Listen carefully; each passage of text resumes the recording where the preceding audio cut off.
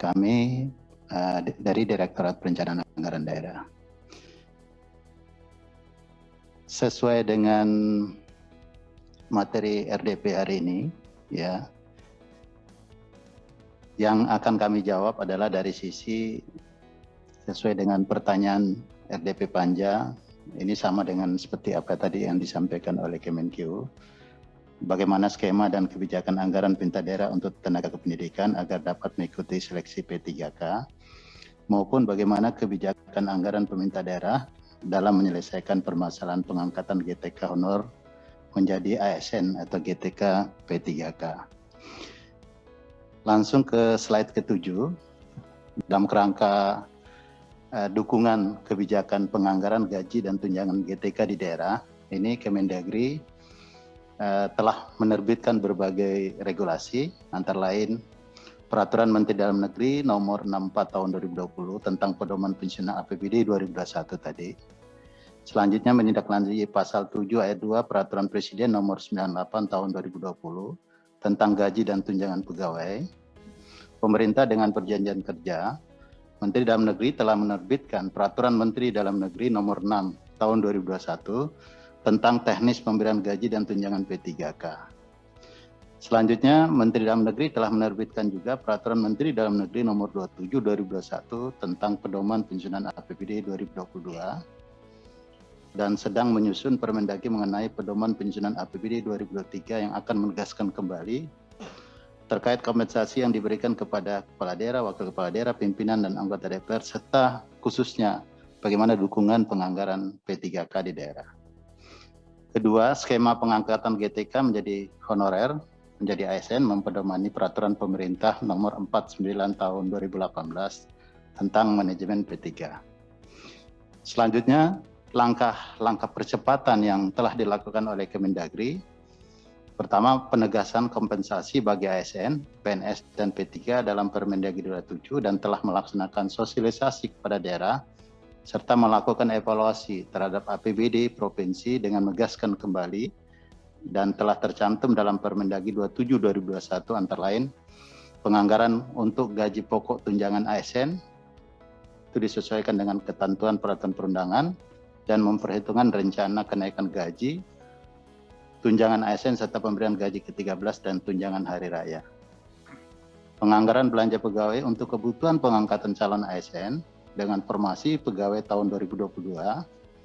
Selanjutnya, belanja yang bersifat mengikat, karena ini dibutuhkan secara terus-menerus dan harus dialokasikan oleh pemerintah daerah dalam jumlah yang cukup setiap bulannya.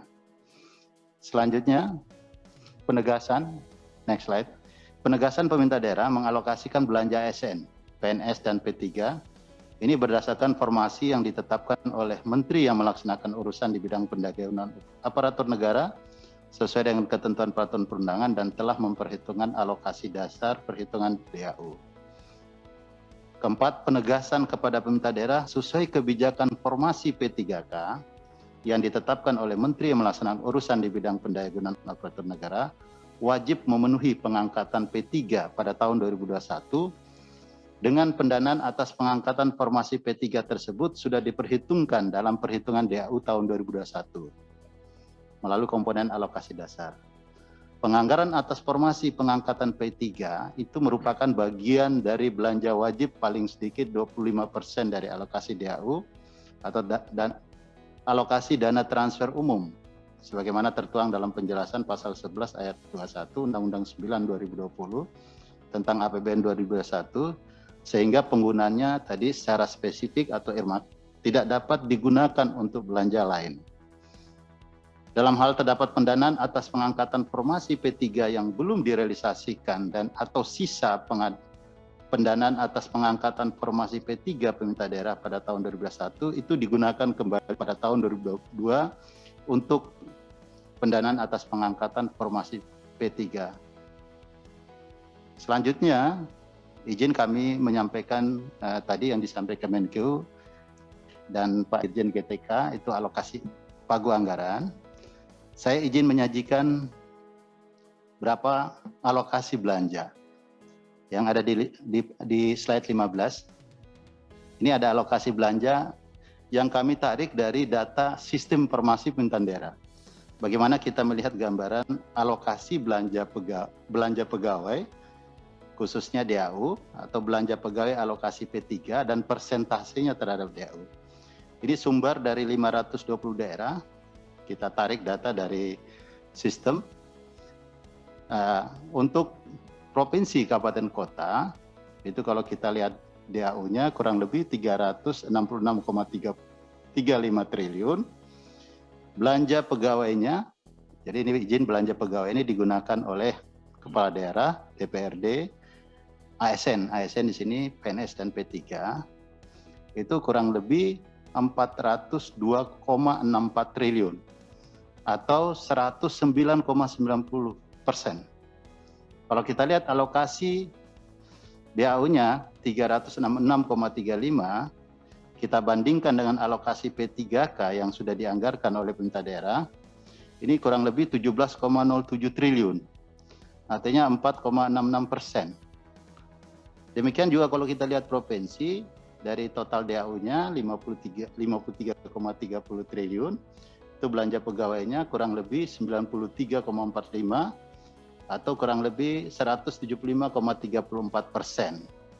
Sedangkan alokasi P3K-nya, persentasenya terhadap DAU, ini dialokasikan 4,02 triliun atau 7,55%. Demikian untuk kabupaten kota, kalau kita lihat DAU-nya dari 309,19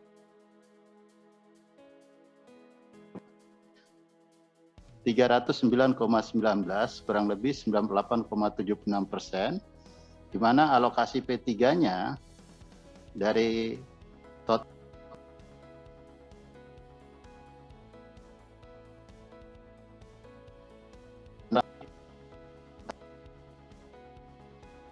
saya kira itu yang bisa kami sampaikan dari Kemendagri terkait alokasi anggaran yang sudah ada di APBD tahun 2022, sebagaimana yang telah disampaikan oleh Dirjen GTK maupun dari DJPK Kementerian Keuangan. Kami akhiri, wabillahi taufiq hidayah. Assalamualaikum warahmatullahi wabarakatuh. Selamat sore dan salam sejahtera bagi kita semua. Salam, Om, Namo Buddhaya, salam kebajikan. Terima kasih. Waalaikumsalam juga. Dan selanjutnya kita dengarkan paparan dari teman-teman Kemenpan RB kepada Bapak Dr. Insinyur Alek Deni. Terima kasih Bu Ya, Pimpinan. Pak. Silakan Pak. Yang saya hormati pimpinan beserta anggota Komisi 10, teman-teman yang hadirin sekalian, selamat siang. Assalamualaikum warahmatullahi wabarakatuh.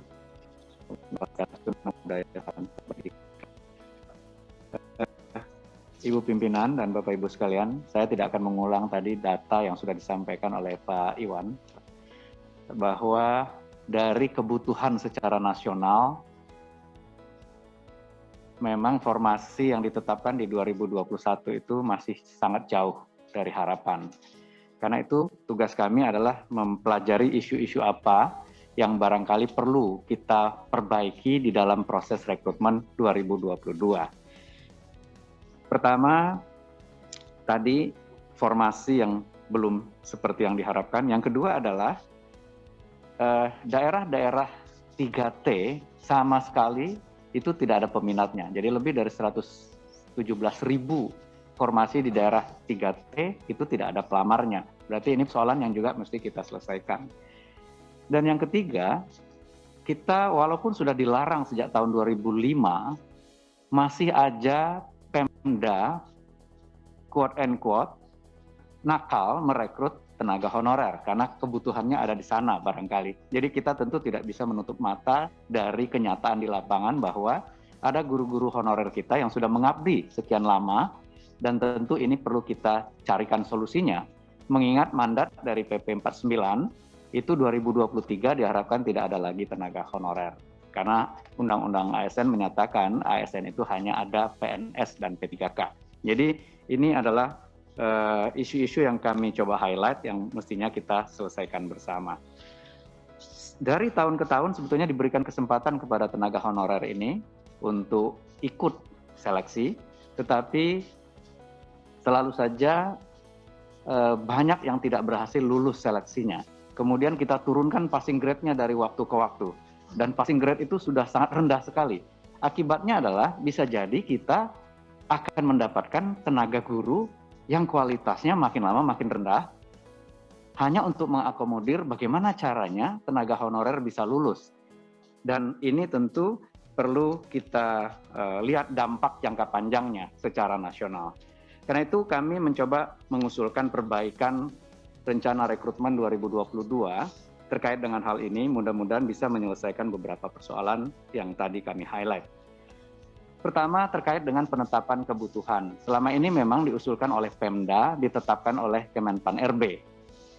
Padahal secara nasional tentu helikopter view-nya dimiliki oleh teman-teman di Kemendikbudristek dan Kemenak dalam hal ini untuk guru agama. Karena itu kami sudah sepakat untuk tahun ini penetapan formasi itu memberikan ruang kepada Kemendikbudristek untuk memberikan jumlahnya sepanjang anggarannya bisa disetujui oleh teman-teman di Kementerian Keuangan. Dan tadi sudah disampaikan, sudah disediakan sebetulnya anggarannya sesuai dengan kebutuhan itu. Itu yang pertama. Jadi walaupun nanti Pemdanya hanya mengusulkan 10, kalau Kemendikbud merasa di situ butuh gurunya 100, ya kita akan tetapkan formasinya 100 karena anggarannya sudah disediakan begitu. Itu yang pertama, Ibu Pimpinan. Yang kedua, kita harus membedakan proses seleksi guru-guru honorer yang sudah mengabdi sekian tahun dengan rekrutan baru. Jadi di mana-mana tentu kita melihat bahwa tenaga honorer ini sebetulnya kita bisa verifikasi apakah mereka bisa lanjut atau tidak. Karena selama ini kita juga bertanggung jawab untuk menyatakan mereka itu kinerjanya baik atau tidak. Tetapi ya kita tidak bisa mencari ini salahnya siapa. Faktanya adalah mereka sudah mengajar, anak yang dididiknya lulus, naik kelas, dan kita tidak pernah menyatakan mereka kualitasnya jelek. Jadi kami dengan Kemdikbud sudah menyiapkan proses verifikasi saja untuk mengganti proses seleksi yang berupa tes yang sama seperti rekrutmen yang lainnya. Jadi kita akan membedakan proses rekrutmen dari guru yang sudah mengajar sebagai honorer, kalau nggak salah 3 tahun lebih ya Pak Iwan ya, kita sudah sepakati tahunnya, tinggal diverifikasi, dan proses seleksinya kita akan bedakan dengan rekrutmen baru. Itu pembahasan yang kami lakukan di Panselnas.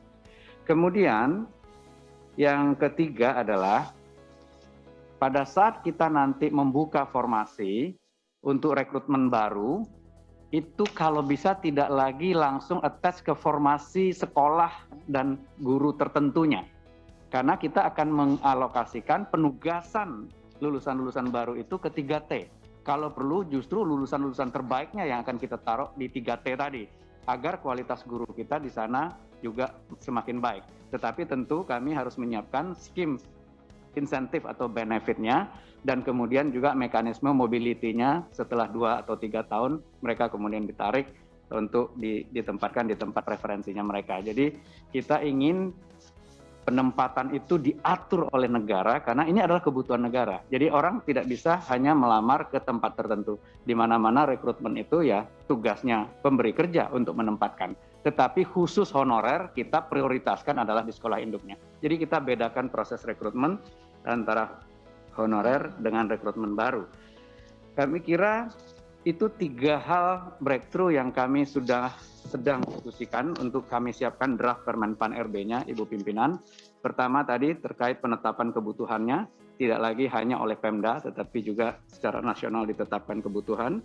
Kedua, proses rekrutmennya akan kami bedakan antara yang honorer dengan yang rekrutmen baru. Sehingga rekrutmen baru ini passing grade-nya bisa kita naikkan setinggi mungkin, dan bahkan lulusan-lulusan terbaiknya bisa kita tempatkan di daerah-daerah 3T. Dan terakhir, proses penempatan tadi bisa dilakukan oleh kita, tidak hanya oleh pelamar yang sudah menetapkan formasi lamarannya di tempat-tempat tertentu. Kami kira itu tambahan sedikit Ibu Pimpinan. Terima kasih. Assalamualaikum warahmatullahi wabarakatuh.